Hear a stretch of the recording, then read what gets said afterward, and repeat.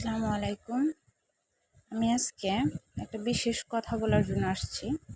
সেটা হলো যারা কোরআনে দুর্বল বা পারছে না, বুঝছে না বা পড়ছে কিন্তু শুদ্ধ হচ্ছে না, তাদের জন্য আমি অবশ্যই সাজেস্ট করব কারিয়ানা কোরআন। কেননা এই কোরআনটা যখন আপনি পড়বেন দেখবেন কি এখানে এত সুন্দর করে সব কিছু লেখা। আমি ভিতরটা আপনাকে অবশ্যই এখন দেখাবো, দেখে বুঝবেন যে যে মানে একজন টিচার বসে থেকে যেভাবে মানে সামনে পড়া যায় ঠিক ওভাবেই আপনি এখানে শুদ্ধভাবে পড়তে পারবেন। দেখেন ভিতরের পেজগুলো এত সুন্দর, মানে যখন যে নিবে অবশ্যই ভিতরের লেখাগুলো দেখে অবশ্যই নিবে যাতে পড়তে একটু সুবিধা হয়। এই যে দেখেন কত সুন্দর। আর এখানে দেখেন, এই দেখেন দেখাচ্ছি, এখানে দেখেন কোথায় মোটা করে পড়তে হবে, কোথায় গুণনা যখন করা হবে তখন এই যে লাইট চিহ্ন থাকবে, একালিপ টান থাকলে একালিপ, তারপর আপনার সুন্দর জাম পাতা যেখানে সেখানে শীষ দিয়ে পড়তে হবে, ঠিক আছে।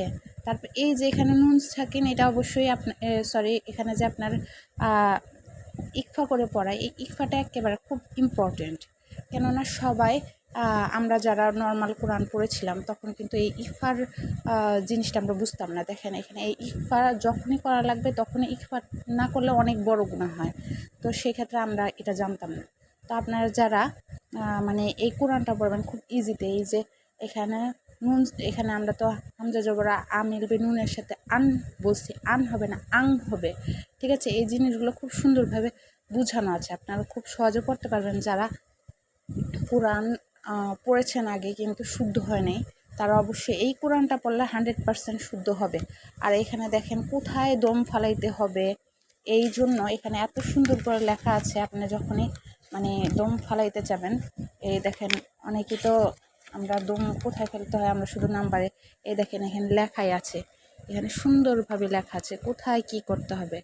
আপনার যদি এইভাবে মানে এটা পড়ে যদি প্রত্যেকটা জায়গায় দম ফালান, কেননা কোথাও নিষেধ না, আমরা কোনটা ভালো কোনটা মন্দ আমরা আগে জানতাম না, তো আমরা চাইলে কিন্তু এখানে সুন্দরভাবে আমরা জেনে নিতে পারবো, ঠিক আছে। তো আমি সাজেস্ট করব এই কোরআনটা যদি যারা আপনার কোরআন শুদ্ধ করতে চায়, হ্যাঁ, তারা অবশ্যই এই কোরআনটা নেবেন। আচ্ছা ঠিক আছে, আমি আজকের মতো এখানে শেষ করছি। আল্লাহ হাফেজ। আমার যদি এই পরামর্শটা কারো ভালো লাগে অবশ্যই লাইক, কমেন্ট, সাবস্ক্রাইব করবেন। আল্লাহ হাফেজ।